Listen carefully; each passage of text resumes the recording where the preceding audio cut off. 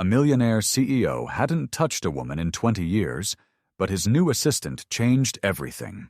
Before we begin the story, leave a comment below and tell us where you're watching from. Enjoy the story. It was a crisp autumn morning.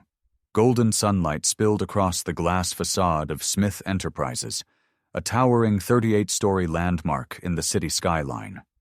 And at the very top, the CEO's office was a world apart, quiet, cold, and ruled by one man's unshakable law: Henry Smith. To his employees, he wasn't just the boss. He was a myth wrapped in a three-piece suit. Everything about him was precise, from the perfect knot of his tie to the silence of his footsteps on the marble floor. At 38, Henry was the kind of man who could control a boardroom with a single glance. Sharp mind, steely focus. But what defined him most was what he refused. Touch. Henry Smith never touched women. Not a handshake, not a polite pat on the shoulder, not even a reflexive reach if someone stumbled. And everyone in the company knew it. Rumor had it, a new assistant once brushed his arm while handing over a report. The next day, she was relocated to the Alaska branch, a punishment disguised as a transfer. No one asked questions. No one pushed back. Because in Henry's world, rules weren't suggestions. They were survival. Some people avoid feelings because they fear pain. Henry Smith avoided the world because he feared feeling anything at all. In meetings, if a female executive leaned in just a bit too close, the room would shift. In elevators, if a woman entered, Henry would instinctively pull out his phone, not to check messages, but to hide the tension in his clenched hand. No one knew the full story, only whispers. That once Henry had been engaged. Her name was Amelia. Beautiful, ambitious, charming. And then, just weeks before the wedding, everything fell apart. He disappeared from the public eye for a while, and when he returned, something in him had changed. The warmth was gone, replaced by silence, distance, rules. Now Henry lived like a king behind glass, untouchable, unreadable, and completely alone. Not because he didn't feel, but because somewhere, deep inside, he still did. It was Sophia's first morning at Smith Enterprises. She had barely taken her seat when the executive secretary's voice snapped through the intercom. "Morris, Mr. Smith needs a tie. Right now." Flustered, but eager to make a good impression, Sophia hurried down the corridor, heels echoing against polished floors. She entered the dressing room adjacent to the CEO's office, where a full cabinet of ties waited in perfect rows. 50, maybe more, all neatly organized by shade and pattern. She stared. What color would a man with zero warmth wear? She whispered to herself. Navy? Black? Gray? All of them? So she grabbed them all. Her arms full of silk and symmetry, Sophia marched to the infamous glass door, knocked once, and heard the answer. "Come in." Inside, Henry Smith was adjusting his cufflinks, framed against the skyline like a statue made of shadow and steel. His presence filled the room long before his voice did. He turned and frowned. "What is that?" "Ties," Sophia replied brightly. "All of them. I didn't know which you preferred." Henry stared, silent. Sophia, nervous, dumped the entire pile onto his desk, fingers fumbling. She plucked one at random and handed it to him. His eyes narrowed. "Rubber duckies." Mortified, she snatched it back. "Not that one. Sorry, here, navy blue." Crisis averted, she thought, forcing a smile. Henry said nothing, simply took the tie and turned to the mirror. And then he began tying it. Sophia blinked, then stared. Whatever he was doing with that silk was not knotting. It was strangling. "Oh no," she whispered. "That is a crime against neckwear." She didn't think. She just acted. "Wait, you're doing it wrong. Let me." She stepped forward. And then her fingers brushed against his neck. Time didn't slow down. It stopped. Henry froze, Every muscle in his body tightened like a live wire. His breath hitched, his eyes widened, and then he jerked back as if electrocuted. "Don't," he barked. "Don't ever do that again." Sophia pulled her hand back, startled. "I was just fixing your tie," she said, confused. "It's not like I slapped you." Henry's breathing was shallow. His jaw clenched. "You don't understand," he muttered, his voice strained. "No," she said, arms crossed. "Then explain it." But he didn't, because he couldn't. Not yet. Instead, he turned away, his hand instinctively reaching for the spot she'd touched, the place that still burned with phantom heat. What shocked him wasn't the contact. It was that it hadn't felt wrong. No revulsion, no nausea, none of the old instincts. Just silence, just her fingers, and the unbearable, confusing realization that maybe she was different. He didn't say another word, and Sophia, still reeling from his overreaction, simply walked out, unaware that she had just shattered a 20-year-old wall with nothing more than the lightest touch. At first, Henry didn't even realize he was watching her. He told himself he was simply observant. It was part of his job as CEO, reading people, assessing behavior, identifying inefficiencies. Nothing personal, nothing unusual. But by Thursday, he'd memorized the way Sophia Morris held her pen. She didn't grip it like most people. No, she balanced it between her fingers, spinning it absent-mindedly while reading, letting it tap against her bottom lip when she was thinking. A small, insignificant detail. And yet Henry found himself waiting for it, like punctuation at the end of a sentence. Then there was her bracelet, a simple silver loop with a single charm, barely worth noticing. But it clinked, softly, like a wind chime in a quiet room.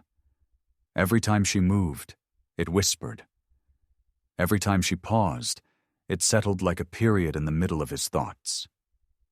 Henry wasn't used to noticing things like that, and he especially wasn't used to noticing people. But Sophia was different. She talked to herself when she worked, not in a whisper but in full-blown commentary. "Okay, if this spreadsheet tries to kill me again, I'm walking out." Or, "Whose idea was it to label column H, summary of summary? That's a war crime." She didn't care who heard. She didn't try to impress. She just existed, authentically, boldly, loudly, and without realizing it, Henry had begun to tune in. He watched the way she furrowed her brow when she was frustrated. The way she stretched her neck when she'd been sitting too long. The way her laugh, sharp, unexpected, unfiltered, could ripple through an entire corridor and make the atmosphere lighter, warmer. And the worst part? It wasn't annoying. It was grounding. For a man who had spent 2 decades building a fortress around himself, controlling every movement, every word, every variable, Sophia's unpredictability should have been intolerable. But instead, it fascinated him. He hated how easily she invaded his thoughts, how during board meetings he found himself drifting off and wondering what she might be doing down the hall, whether she'd made another sarcastic comment about the break room coffee, whether she'd laughed again, and it didn't go unnoticed. Max Turner, his oldest friend and CFO, spotted it before Henry even admitted it to himself. That Friday morning, Henry was standing by the window in his office, holding a report he hadn't read a word of. His eyes were fixed on the skyline, but his mind was elsewhere. Max walked in without knocking. He was one of the few who could get away with that. "You good?" he asked casually, tossing a file on the desk. Henry didn't respond. Max followed his gaze, then smirked. "Let me guess," he said. "You're not looking at the skyline. You're wondering whether Sophia's worn that ridiculous polka dot scarf again." Henry finally looked at him, eyebrow raised. Max shrugged. "Don't give me that look. I've known you 20 years. You used to zone out over bond yield curves. Now you zone out and smile. Beat. She's not just in your office, Henry. She's in your head. Henry exhaled slowly, eyes hardening. That's absurd. Max just laughed. You're afraid of being touched. But from where I'm standing, she already touched something more dangerous. And what's that? Max leaned forward, dropped his voice like a punchline. Your mind. It wasn't meant as an insult, but it landed like one, because Max was right. Since that accidental touch, that split second when Sophia's fingers brushed his neck, Henry hadn't been the same. He'd expected the usual recoil, the anxiety, the nausea, the sense of contamination he'd trained his body to associate with touch. But it hadn't come. What had come instead was silence, then confusion, then curiosity. Why didn't he feel what he was supposed to feel? Why didn't he want to avoid her? Why, for the first time in 2 decades, was he finding excuses to speak with someone, when silence had always been his safest language? And worse? Why did the idea of someone else making her laugh bother him? He hadn't touched her since, not even brushed her sleeve. But that didn't matter, because Henry Smith, a man who spent 20 years in complete control, was unraveling. One laugh, one glance, one quiet silver bracelet at a time. The world had not yet learned to fear Henry Smith. At 28, he was sharp, idealistic, and reckless in the way only young men with ambition and inherited wealth could afford to be. He hadn't built an empire yet, but the bones of it were there. In the late nights, the sleepless deals, the relentless pursuit to become something more than a rich man's son. But what no one saw, not the board, not the headlines, not even Max, was the part of Henry that was vulnerable. The part that believed love could be his anchor. Her name was Amelia Wright. She was older, polished, with a voice like slow jazz and eyes that didn't blink when she spoke the truth. Amelia knew how to walk into a room and own it without saying a word. She didn't cling to Henry. She challenged him. And that's what made him fall for her. Fast, hard, completely. To Henry, Amelia wasn't just a lover. She was proof that he was more than a machine, that he could feel. They were inseparable, at least from his perspective. She smiled in the photos, held his hand at the galas, whispered in his ear at night. She made him believe that beneath the surface of this cutthroat world, there was still something soft, still something pure. And then came that night. A charity ball, one of those over-decorated, overfunded showcases of wealth and ego disguised as altruism. Henry had just sealed a major deal that afternoon, one that would change the trajectory of his company. And he was on top of the world. He wanted to share it with her. But Amelia was distracted. Throughout the evening, she kept turning toward one man in particular. Senator Collins, older, more powerful, married, yes, but with eyes that lingered far too long on Amelia's bare shoulders. Henry noticed. Of course he did. But he said nothing. Because love, he thought, meant trust. It was almost midnight when they left. The driver opened the door.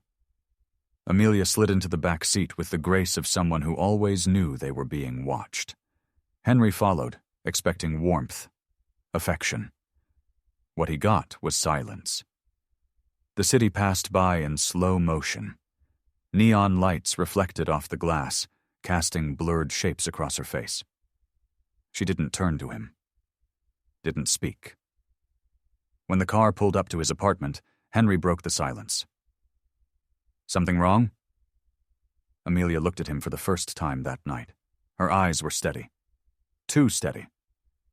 We need to talk. She said it like a resignation. No anger, no hesitation. Just inevitability. Inside the apartment, Henry poured them both a drink. Whiskey for him. Nothing for her. She stood by the window, staring out over the skyline like she was already gone.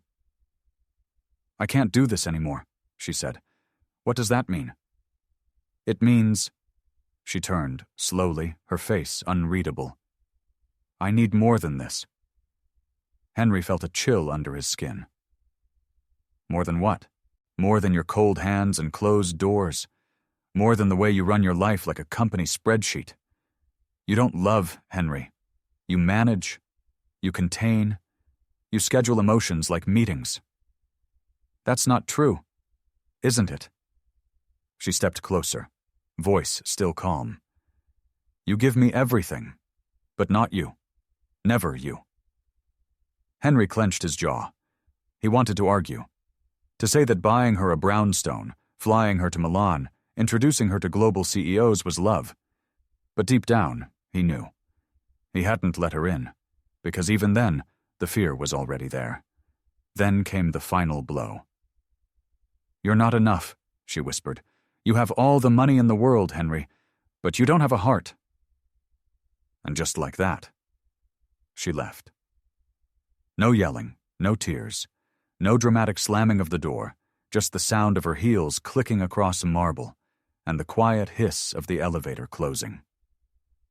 Henry stood alone in that apartment for hours that night, the whiskey in his hand untouched, the city outside too loud, too bright.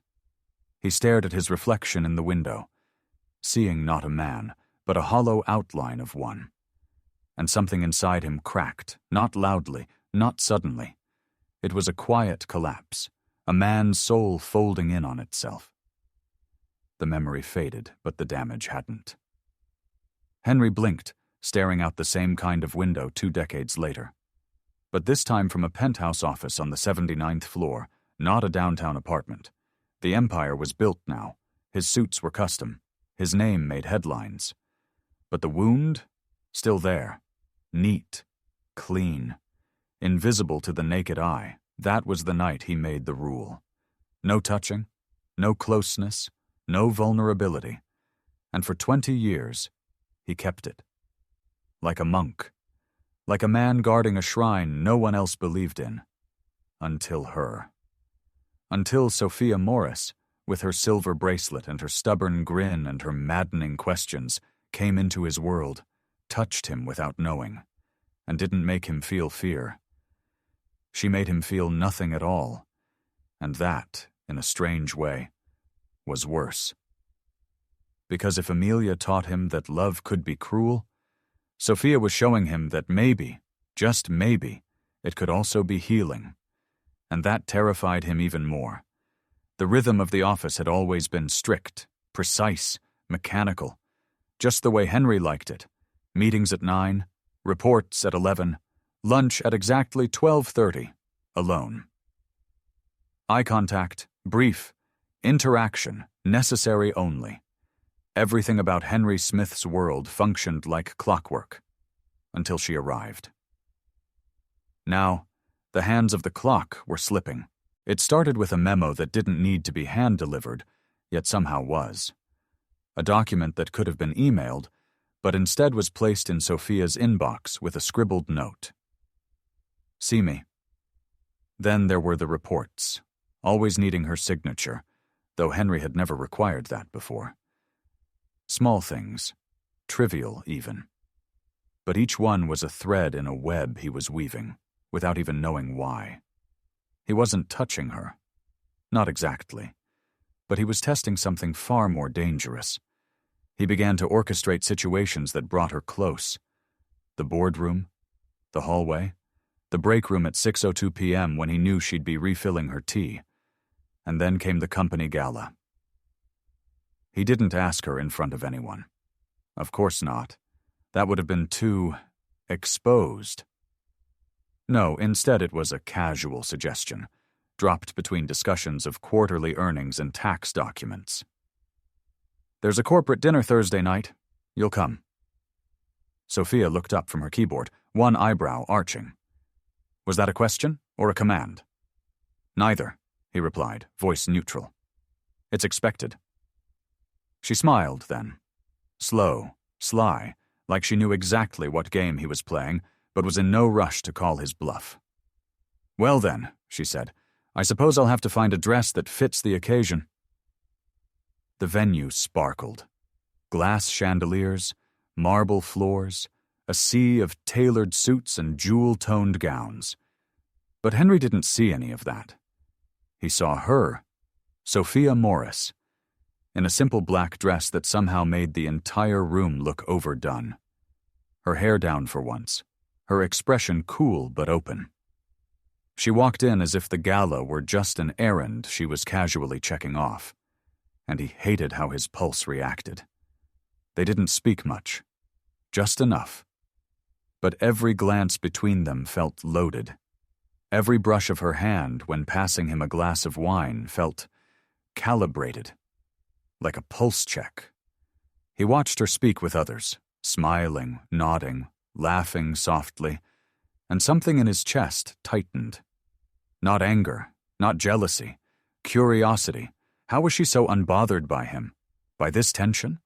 Was she pretending? Or was she genuinely immune? The next day, Sophia walked into his office with a folder. Their eyes met. "About last night," he started. "Yes," she replied, voice light, unreadable. "You handled yourself well." "Was that a compliment?" she asked, setting the folder down. "Don't get used to it." She tilted her head, watching him for a beat too long. "You're testing me," she said quietly. Henry didn't flinch, but he didn't deny it either. Sophia smiled, almost kindly. "It's okay," she added. "Take your time. I'm not going anywhere."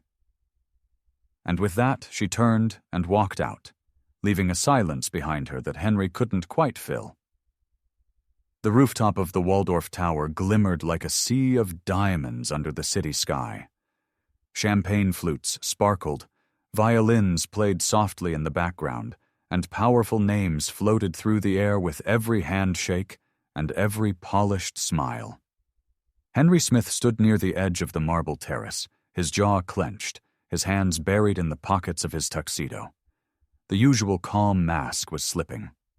Across the room, near the bar, Sophia was laughing. Not politely, not reserved, but freely, fully, and worse. She was laughing with Nathan Carter. Nathan, young, charming, notorious for flirting his way through every event. His hand rested too easily on Sophia's waist, and she didn't move it. Henry felt something dark rise in his chest. He tried to reason with it. "She's not yours. You told her to stay professional. You set the boundaries." But none of that mattered, because emotions didn't care for rules. And Henry Smith, man of rules, man of walls, was cracking. He didn't plan it.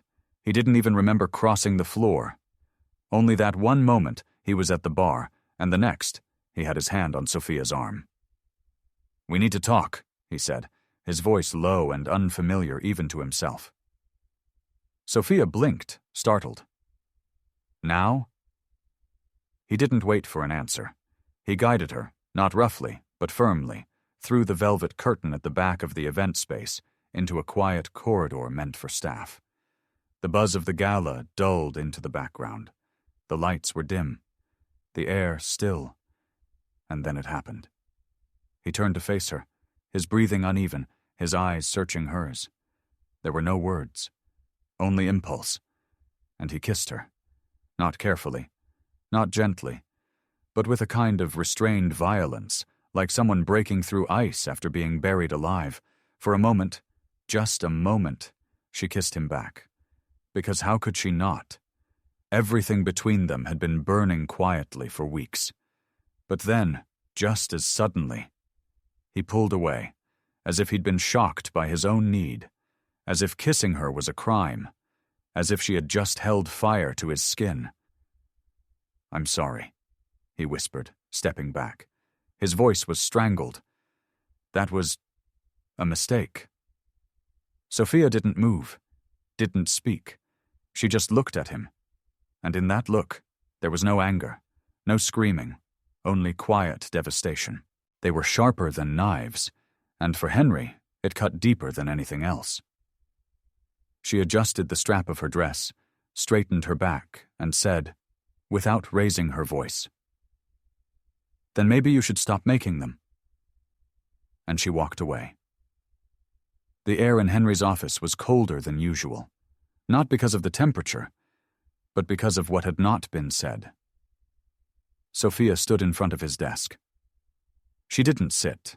Her posture was firm, controlled, but her eyes, those steady, intelligent eyes, were burning with the quiet fire of someone who'd been pushed too far.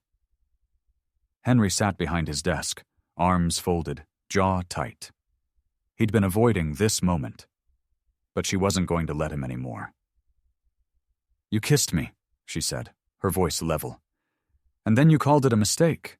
You pulled me close, only to push me away again." Henry didn't speak. Not yet. Sophia exhaled, slow and steady.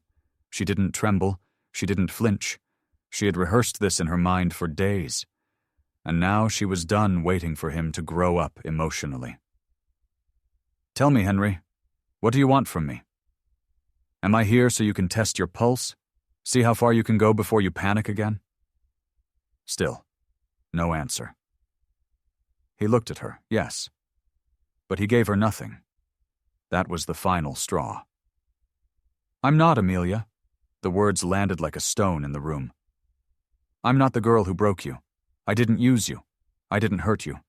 And yet here I am, paying the price for someone else's betrayal." His knuckles were white against the desk, but he said nothing. "I never asked you to love me," she continued, quieter now, but sharper. "But I'm not going to stand here while you use me to run your little emotional experiments." She stepped back then. Just one pace. A declaration of distance. "You want control, Henry? Fine. You can have all of it." She reached into her bag, pulled out a slim envelope, and placed it gently on the edge of the desk. "My resignation." Finally, his eyes flickered. Effective immediately. Still, he didn't stop her. He didn't stand up, didn't reach for her, didn't say her name. So she turned away. And walked out. That night, the office lights shut off one by one. The building went quiet. But Henry's office stayed lit. Just one harsh fluorescent beam over a man frozen in his chair. The envelope was still there, untouched, unopened. But her absence, that had already torn him wide open. The city stretched beyond the glass in a blur of golden light and silver rain. But inside Henry Smith's apartment, everything was still, unmoving, as if the world had paused to give space for something quietly falling apart. Henry sat in his living room, alone, not in the usual comfortable solitude he once mastered, but in a kind of loneliness that echoed in the bones. His apartment, once admired for its modern perfection, sleek granite, pristine surfaces, untouched bookshelves, felt more like a museum now. Cold, impersonal, lifeless. On the marble coffee table in front of him sat a bouquet, white peonies, fresh, fragrant, and absolutely out of place. They were meant for her, for Sophia. He bought them that morning, after a night of no sleep, of pacing from room to room, haunted by the silence she left behind. But she never saw them. Because by the time he arrived at the office, her desk was already cleared. Just an empty mug remained. He hadn't realized how much life she brought into his world, until she took it with her. There are moments in life when regret doesn't shout. It whispers, and that whisper, if you're not careful, will become the loudest sound in the room. Henry leaned forward, elbows on his knees, hands clasped together so tightly his knuckles turned white. He didn't cry. He didn't know how to anymore. But there was a heaviness in his chest, one that made breathing feel like labor. He remembered her voice, her laugh, the way she rolled her eyes when he was too stiff, the warmth in her fingertips that first day, when she touched him, uninvited, unaware, That moment had unraveled him. But it wasn't fear he felt back then. It was recognition. Recognition of something he thought he had buried with the ashes of Amelia. Amelia. Her name still stung like cold steel. He had loved her once, with the kind of blind devotion only youth could excuse. She took his heart, wrapped it in ambition, and traded it for something shinier. And when she left, she didn't cry. She didn't look back. She simply said, "You were never enough for the life I want, Henry. I need a man with a heart, not just a wallet." It had gutted him, and so he built walls, thick, high, and absolute. No touch, no closeness, no risk. He had convinced himself it was strength. But tonight, staring at the ghost of Sophia's absence, he saw it for what it truly was. Cowardice. It wasn't Amelia who broke him. It was Henry, who locked the door and threw away the key. But now the one woman who found a way in had walked out. He stood and walked across the living room. His reflection in the tall window met him. Stern, older, colder, a stranger wearing his face. "I told myself I didn't need anyone," he muttered under his breath. "But the truth is, I didn't believe anyone would stay." He turned to glance at the bouquet again. The petals still perfect, soft as silk, untouched, just like his heart had been for the last 20 years. Until her. Sophia hadn't tried to fix him. She simply refused to be afraid of him. She stood her ground when others bowed. She challenged his silence with laughter. And she loved him, not in grand, dramatic declarations, but in the little ways, in the coffee she brought without asking, in the way she looked at him when she thought he wasn't watching, in the way she waited, not for permission, but for him to be ready. And he let her go, just like Amelia. But this time it wasn't betrayal, it was fear. Fear of being known, of being loved in ways he could never control. And now, it was too late. The heart doesn't break in one loud crash. It fractures, slowly, until all that's left is silence. Henry walked to the bookshelf, pulled out a small leather box. Inside was the ring. He had it for days, just in case he found the courage. But courage, he learned, isn't the absence of fear. It's the decision to love despite it. He looked at the ring, then at the door, and finally he whispered, "I'm not afraid of being hurt anymore. I'm afraid of living without her." And with that, he picked up the bouquet and walked out into the rain. It starts like any ordinary day. The hum of printers, the click of heels across polished floors, the low murmur of small talk over coffee cups. Then, without warning, the room goes still. Gasps ripple across the open floor. Henry Smith, CEO of the company, known for his cold demeanor, spotless discipline, and the infamous no-touch rule that had lasted for 2 decades, is standing in the middle of the office. No suit jacket, no clipboard, no assistant flanking him. Just Henry, barely composed, his hair tousled like he left in a rush. In his hands, a bouquet of wildflowers that look as if he picked them himself. Imperfect. Real. In his other hand, a small velvet box. He's searching for someone. And then he sees her, Sophia, sitting quietly at her desk, headphones in, reviewing something on her screen, unaware that her world is about to stop spinning. He walks toward her. Employees part like waves around him. Some whisper, some film, others simply watch, transfixed. Sophia looks up, blinks, then blinks again, her brows knit together. "Henry?" His voice cracks slightly, just enough for people to know it's real. "I need to say something, right now, in front of everyone." She slowly rises to her feet. There's tension in her shoulders, but her eyes are soft, curious, cautious. He takes a deep breath and holds the flowers toward her like an apology wrapped in color. You once asked me if I could really go through life, never touching anyone, never letting anyone in. His voice is steady, but the vulnerability in his eyes makes every word land like thunder in the room. Well, today I know the answer. A pause. A breath. I can't. The room holds its collective breath. I spent 20 years believing that closing myself off was strength, that touch meant weakness, that love was a trick, something used against you. But then you came in, completely unaware of the rules. You touched my tie, my skin, my world, and I didn't fall apart. I woke up. He gets down on one knee. The velvet box opens. A gasp. Then stillness. I don't know how to do this perfectly, but I know this part. I don't want to go one more day pretending you didn't change my life. A pause.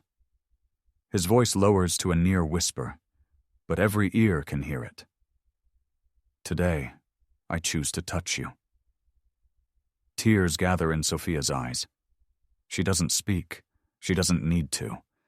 She drops to her knees too, throws her arms around him, and whispers through a laugh. Took you long enough? The office erupts into applause.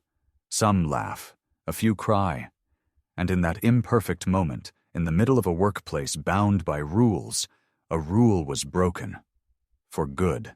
Because sometimes, the bravest thing a man can do is let himself feel. The sun drapes its final light over the hills, casting a warm glow on the quaint white chapel tucked amidst oak trees and wildflowers.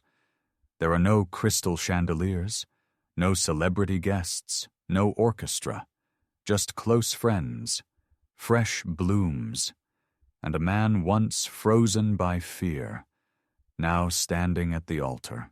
Henry Smith is no longer the man from before. The stiffness in his shoulders has softened.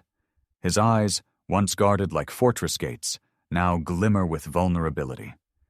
He stands in a dark navy suit, not custom-tailored for power, but chosen by Sophia, who once said blue made him look more human. He waits, not with anxiety, but with a quiet reverence. And then she appears. Sophia. No veil, no heavy gown, just her, glowing in a simple dress that moves with the breeze and eyes that hold the steadiness of a woman who never begged to be loved, only seen. The guests rise. But Henry, he forgets the crowd. He only sees her. As she walks toward him, each step feels like time unfolding. The years he lost, the walls he built, the touch he denied, all melting away. They take each other's hands, and silence falls. Henry takes a breath, his voice tender, steady, and almost amazed that it belongs to him. Before you, I existed, but after you, I started to live. Sophia smiles, not tearful, but strong. She doesn't fall into him. She rises beside him. And with the clarity of someone who never asked to be saved, she responds, "You were never broken, Henry. I didn't heal you. You chose to stop hurting yourself, and I just happened to be the reason." Their vows aren't long. There are no grand metaphors, just truths, plain and powerful. And when they kiss, there's no hesitation, no fear, no armor, just two people who chose to stop running. The guests applaud, some brushing away tears. But in that moment, no one else exists. Henry and Sophia, once strangers bound by an accidental touch, now bound by choice, because healing isn't a miracle, it's a decision. Love isn't about being rescued. It's about choosing someone. When you've finally chosen yourself, maybe they'll live happily ever after. Or maybe they'll keep choosing each other every single day. Because real love isn't a destination. It's a decision we make, even when it's hard. If you've made it this far, you're one of the real ones. Comment love below to let us know you felt something today. And hey, if stories like this move you, make you think, or remind you of someone you love, hit that subscribe button and join us for the next chapter. because we've only just begun.